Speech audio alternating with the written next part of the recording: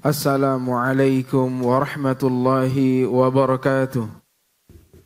Innal hamdalillah nahmaduhu wa nasta'inuhu wa nastaghfiruh wa na'udzu billahi min shururi anfusina wa min sayyiati a'malina. Man yahdihillahu fala mudilla lahu wa man yudlil fala hadiya lahu. وأشهد أن لا إله إلا الله وحده لا شريك له وأشهد أن محمدا عبده ورسوله لا نبي بعده وصلوات الله وسلامه عليه وعلى آله وأصحابه ومن تبعهم بإحسان إلى يوم الدين. قال الله تعالى: يا أيها الذين آمنوا اتقوا الله حق تقاته ولا تموتن إلا وأنتم مسلمون. يا أيها الناس اتقوا ربكم الذي خلقكم من نفس واحدة وخلق منها زوجها وبث منهما رجالا كثيرا ونساء واتقوا الله الذي تساءلون به والأرحام إن الله كان عليكم رقيبا. يا أيها الذين آمنوا اتقوا الله وقولوا قولا سديدا يصلح لكم أعمالكم ويغفر لكم ذنوبكم ومن يطع الله ورسوله فقد فاز فوزا عظيما. أما بعد فإن أصدق الحديث كتاب الله وخير الهدي هدي محمد صلى الله عليه وسلم وشر الأمور محدثاتها وكل محدثة في الدين بدعة وكل بدعة ضلالة وكل ضلالة في النار. معاشر المسلمين عباد الله رحمكم الله. Allah subhanahu wa ta'ala menurunkan Al-Quran bagi kita semua sebagai petunjuk, hudal lil muttaqin, petunjuk bagi orang-orang yang bertakwa. Di dalam Al-Quran Allah subhanahu wa ta'ala menjelaskan konsep-konsep ketuhanan, bagaimana kita sebagai hamba Allah menyembah Allah subhanahu wa ta'ala. Allah jelaskan melalui wahyu Al-Quran dan juga sunnah Rasulullah sallallahu alaihi wasallam. Salah satu surat yang sering kita baca, surat Al-Fatihah, surat terbaik yang ada di dalam Al-Quran. Allah subhanahu wa ta'ala juga mengajarkan kita sesuatu yang sangat penting di dalam Islam, mengajarkan kita arti tauhid. Tauhid, hak terbesar Allah terhadap diri kita semua, yaitu bagaimana kita mentauhidkan Allah subhanahu wa ta'ala.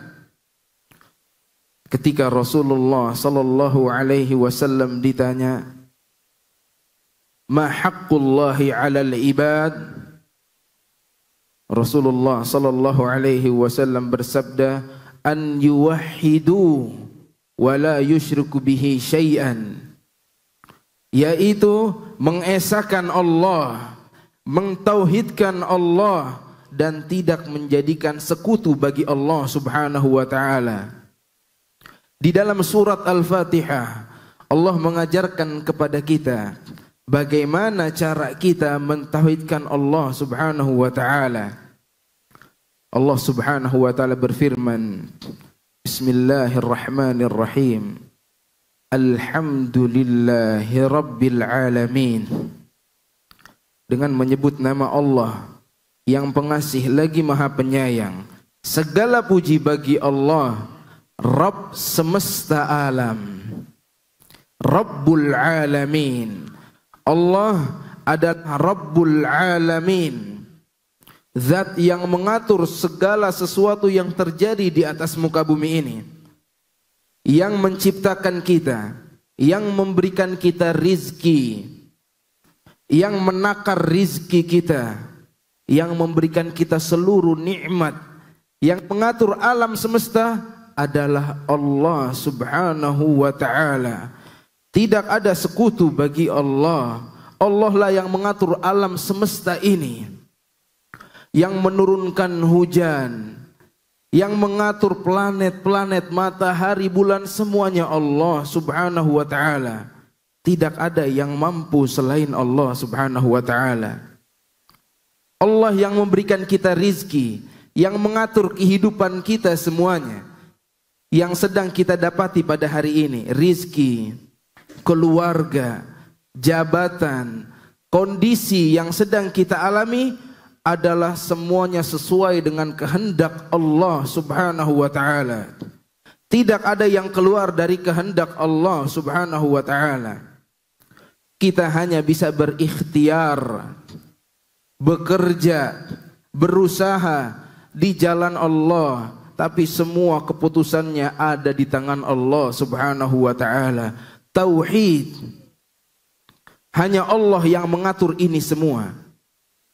Kita sebagai orang beriman, sebagai hamba Allah, ketika mengetahui konsep ini, bahwa rizki kita tidak akan kita bisa tambah sendiri dari diri kita, kecuali atas izin Allah. Kedudukan yang kita duduki sekarang tidak akan bertambah, tidak akan meningkat, kecuali atas izin Allah Subhanahu wa ta'ala. Kita sebagai hamba Allah, ketika mengetahui konsep ini, akan berusaha ikhtiar mendapati nikmat dunia di jalan Allah Subhanahu wa ta'ala. Tidak akan mencari jalan-jalan yang Allah haramkan. Tidak akan mencari jalan-jalan yang Allah tidak ridhoi, karena dia tahu rizkinya segitu-gitu aja. Dari lahir sampai meninggal sudah ditetapkan oleh Allah rizkinya. Kembali kepada kita semuanya sekarang. Mau diambil rizkinya dari jalan yang halal, atau mengambil rizki dari jalan yang haram, nggak akan bertambah rizkinya. Ketika kita mengambil rizki dari jalan yang halal, Allah akan berkahi rizki kita. Inilah cara kita menjadi hamba Allah Subhanahu wa ta'ala. Tapi sebagian kita ada yang gak sabaran, ada yang seolah-olah dirinya mengatur alam semesta, menakar rizkinya sendiri, menghalalkan jalan yang Allah haramkan untuk mendapatkan kepuasan dunia, padahal rizkinya tidak bertambah, bahkan dosa yang dia dapatkan, kemurkaan Allah Subhanahu wa ta'ala yang ia dapatkan. Orang yang mengimani tauhid rububiyah, Allah yang mengatur segala sesuatu yang kita dapati, dia tidak akan ikhtiar kecuali di jalan-jalan yang Allah Subhanahu wa ta'ala halalkan. Allah Subhanahu wa ta'ala mengatur alam semesta, maka Allah mengetahui segala sesuatu yang telah terjadi, yang sedang terjadi, yang akan terjadi, yang tidak terjadi, dan jika jadi bagaimana caranya Allah tahu. Wallahu alimun bikulli syai'. Allah mengetahui segala sesuatu bagaimanapun cara terjadinya. Dan sesuatu yang akan datang, ilmu gaib yang kita tidak ketahui semua, ini adalah hak prerogatif Allah Subhanahu wa ta'ala. Tidak ada yang mengetahui ilmu gaib masa yang akan datang kecuali Allah Subhanahu wa ta'ala. Alimul ghaib fala yudhiru ala ghaibihi ahada. Allah adalah zat yang mengetahui ilmu gaib. Tidak ada yang mengetahui ilmu gaib seorang pun, illa man irtada mir rasuli, kecuali orang-orang yang Allah ridhoi dari rasul-rasulnya, baru mengetahui ilmu gaib. Itu juga dari wahyu. Enggak setiap saat mengetahui ilmu gaib. Beda sama orang-orang yang terburu-buru sekarang. Ingin mengetahui nasibnya, datang kepada orang pintar untuk mengetahui masa depannya. Padahal nggak ada yang tahu ilmu gaib kecuali Allah Subhanahu wa ta'ala. Datang kepada orang pintar. Orang pintar yang dinamai oleh kita sendiri padahal bukan orang pintar. Yang menamai orang pintar adalah orang jahil. Bagaimana bisa orang yang menandingi, yang meletakkan dirinya, memiliki kemampuan yang tidak dimiliki kecuali oleh Allah Subhanahu wa ta'ala dikatakan sebagai orang pintar? Itu pertama. Salah dari orang-orang yang menempatkan dirinya. Yang kedua adalah kita yang terburu-buru terkadang mencari ramalan-ramalan, ingin mengetahui apa nasib saya ke depannya, mencari tahu hal-hal yang Allah larang, dan ini adalah perbuatan kesyirikan. Karena kita keluar dari konsep tauhid, kita menyandingkan Allah dengan makhluknya. Makhluknya memiliki kemampuan yang tidak dimiliki seharusnya kecuali Allah Subhanahu wa ta'ala. Yang menjadikan kita seakan-akan ingin merubah takdir Allah adalah karena hubbud dunia, karena terlalu cinta terhadap dunia. Kita tahu rizki kita di tangan Allah, kita tahu kita akan dihisab oleh Allah Subhanahu wa ta'ala, tapi terkadang karena dunia, hal yang haram diterabas semuanya, ditabrak semuanya. Seakan-akan dia yang mengatur rizkinya sendiri. Padahal tidak akan bertambah rizkinya kecuali apa yang Allah sudah tetapkan. Inilah cara kita beriman kepada Allah, bahwa Allah Subhanahu wa ta'ala adalah Rabbul Alamin. Kemudian di ayat selanjutnya Allah Subhanahu wa ta'ala berfirman, Ar-Rahmanir Rahim.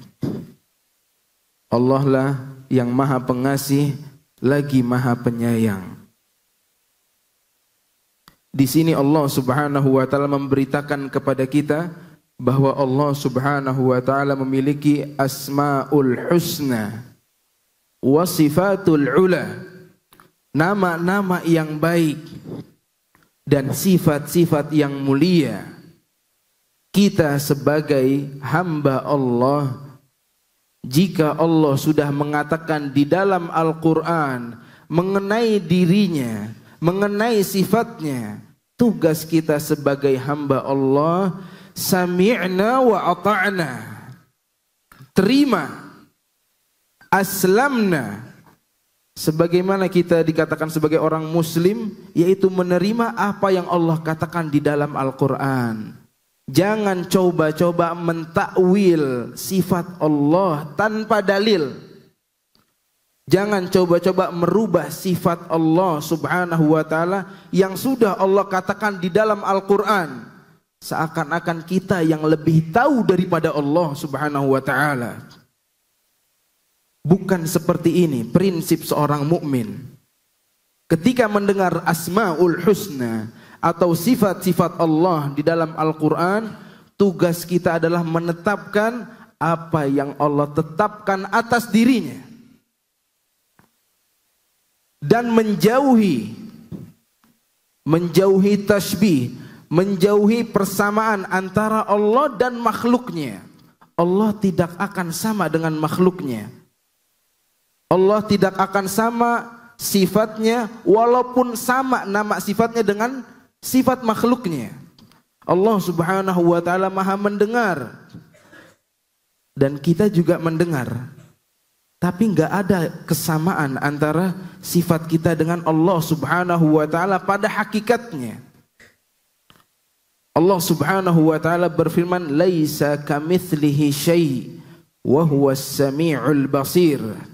Tidak ada yang mirip dengan Allah, dan Allah maha mendengar lagi maha melihat. Cara melihatnya Allah kita tidak mengetahui. Yang pasti Allah maha sempurna melihatnya, mendengar, maha sempurna pendengarannya. Itu tugas kita sebagai orang yang beriman. Bukan berarti ketika menemui sifat Allah sama dengan sifat makhluk, kita takwil maknanya. Berarti Allah butuh dengan sesuatu. Allah tidak pernah butuh terhadap segala sesuatu. Tugas kita menetapkan apa yang Allah tetapkan di dalam Al-Quran. Dan ini tauhid, sifat Allah. Jangan sembarangan berbicara tentang sifat Allah. Allah turunkan Al-Quran untuk kita imani. Jangan dikotak-katik maknanya. Begitu cara kita mengimani sifat-sifat Allah subhanahu wa ta'ala. Yang ketiga, Allah juga menamai dirinya Malik. Malik Yaumiddin. Allah menamai dirinya sebagai raja pada hari kiamat. Salah satu nama Allah adalah Malik. Raja, penguasa pada hari kiamat. Allah berkuasa pada hari ini. Dan Allah juga berkuasa pada hari kiamat. Tapi Allah katakan Allah berkuasa pada hari kiamat. Di situ karena manusia pada saat itu tidak ada lagi yang memiliki jabatan. Di padang mahsyar jangankan jabatan, pakaian aja setiap manusia tidak ada yang memilikinya. Semuanya datang menghadap Allah dalam keadaan hina, tidak memiliki jabatan sedikit pun. Sekarang ada yang jadi penguasa, ada yang jadi bos. Nanti pada hari kiamat hanya Allah subhanahu wa ta'ala yang menjadi penguasa. Allah yang memimpin persidangan pada hari kiamat. Dan ini nama Allah subhanahu wa ta'ala. Jangan pernah ditakwil dan jangan pernah dirubah. Begitulah cara kita mentauhidkan Allah azza wa jal. Aqulu ma tasma'un wa astaghfirullah li wa lakum fastaghfiru innahu huwal ghafurur rahim. Alhamdulillah, alhamdulillahi ala ihsanih, wa syukru lahu ala taufiqihi wa amtinanih, wa ashhadu an la ilaha illallah wahdahu la syarika la ta'ziman li sya'nih, wa ashhadu anna muhammadan abduhu wa rasuluh ad-da'i ila ridwanih, wa salawatullahi wa salamuhu alaihi wa ala alihi wa ashabihi wa man tabi'ahum bi ihsanin ila yaumiddin. Ma'asyiral muslimin rahimakumullah. Di ayat terakhir yang akan kita ambil pelajaran dari surah Al-Fatihah, yang di ayat ini Allah subhanahu wa ta'ala juga mengajarkan kita bagaimana cara kita mentauhidkan Allah subhanahu wa ta'ala, adalah firman Allah subhanahu wa ta'ala, iyyaka na'budu wa iyyaka nasta'in. Hanya kepada Engkau kami beribadah dan hanya kepada Engkau kami memohon pertolongan. Setiap hari kita ucapkan, berkali-kali kita ikrarkan bahwa kita tidak akan beribadah sedikit pun dari ibadah kecuali kita tunjukkan hanya kepada Allah subhanahu wa ta'ala. Selalu kita ucapkan iyyaka na'budu, hanya kepada Engkau kami beribadah. Semua ibadah kita tunjukkan hanya kepada Allah. Akan tetapi terkadang mengaplikasikan ayat ini masih ada yang melakukan kesalahan-kesalahan. Yang mana kesalahan dalam bab ini, dalam bab tauhid, menjadi kesalahan yang sangat fatal di dalam Islam. Ketika seorang menunjukkan ibadah sedikit kepada selain Allah, maka sudah cukup dikatakan dia telah melakukan kesyirikan. Ketika seseorang memalingkan ibadah yang harusnya ditunjukkan kepada Allah, ditunjukkan pada satu kondisi kepada selain Allah, sudah dikatakan dia melakukan perbuatan kesyirikan, memalingkan ibadah kepada selain Allah. Sebagaimana tauhid adalah amalan terbesar, begitu juga syirik adalah dosa yang paling besar. Allah Subhanahu wa taala berfirman, "Innallaha la yaghfiru ayyushraka bihi." Allah tidak akan mengampuni orang yang meninggal dalam keadaan berbuat syirik, belum bertaubat kepada Allah, tidak akan Allah ampuni. Itu perkataan Allah Subhanahu wa taala yang harusnya kita takuti. Wa yaghfiru ma duna dzalika liman yasha. Dan Allah akan mengampuni dosa-dosa selain syirik sesuai kehendaknya.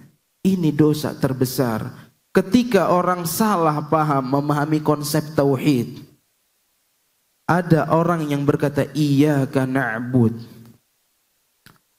akan tetapi masih berdoa kepada selain Allah Subhanahu wa ta'ala. Doa adalah ibadah. Jika kita palingkan kepada selain Allah, maka kita telah melakukan perbuatan kesyirikan. Menyembelih hewan adalah ibadah. Ketika kita menyembelih hewan, kita tunjukkan kepada selain Allah, sudah cukup kita dikatakan telah melakukan perbuatan kesyirikan.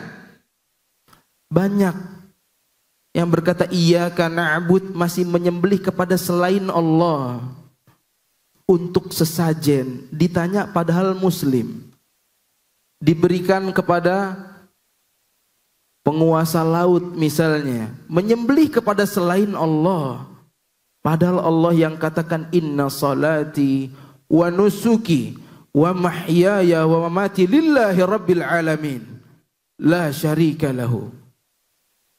Sungguhnya salatku, sesembelihanku, hidupku, matiku hanya untuk Allah Rabbul Alamin. La syarika lahu. Tidak ada sekutu bagi Allah. Ini adalah bentuk ibadah yang dipalingkan kepada selain Allah. Dosa terbesar yang terjadi di atas muka bumi ini adalah dosa syirik, yang terkadang sudah lumrah di mata sebagian kaum muslimin karena sudah banyak dilakukan. Lebih heboh kalau ngelihat maling daripada ngelihat orang menyembelih kepada selain Allah. Ini adalah kemungkaran yang paling Allah murkai. Perbuatan kesyirikan. Berdoa kepada selain Allah, minta kepada selain Allah, padahal Allah berkata wa qala rabbukum ud'uni. Telah berkata Rabb kalian, berdoalah kepadaku, astajib lakum, aku akan mengijabah doa kalian.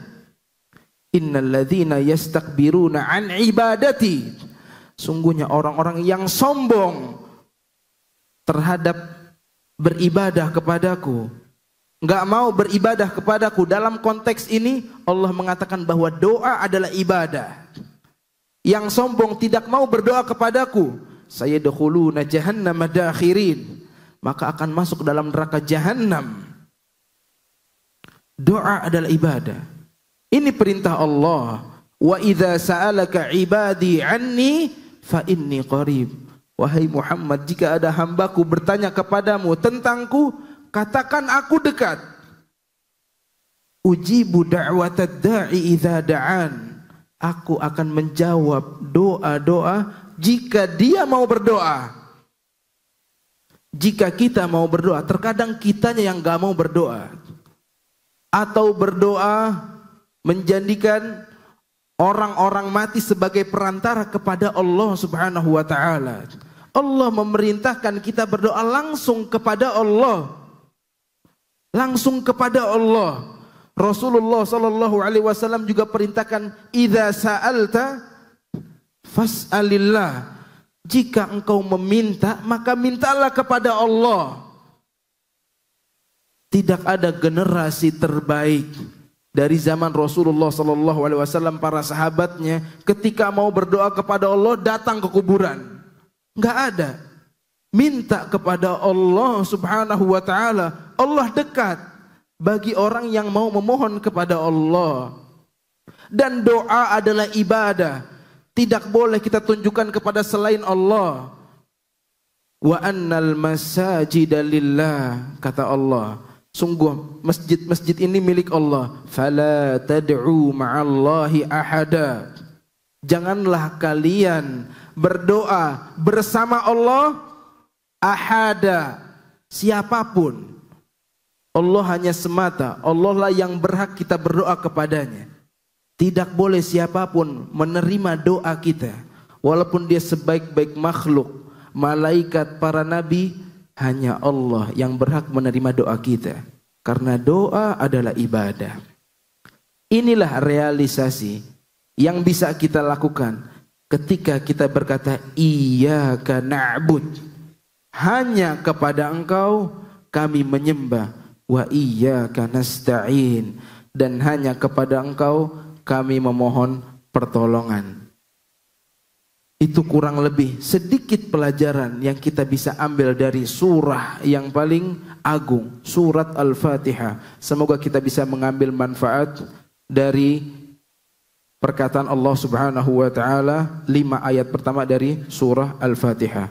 Innallaha wa malaikatahu yusalluna 'alan nabi ya ayyuhalladzina amanu sallu 'alaihi wa sallimu taslima. Allahumma salli ala Muhammadin wa ala ali Muhammad kama sallaita ala Ibrahim wa ala ali Ibrahim innaka Hamidum Majid, wa barik ala Muhammadin wa ala ali Muhammad kama barakta ala Ibrahim wa ala ali Ibrahim innaka Hamidum Majid.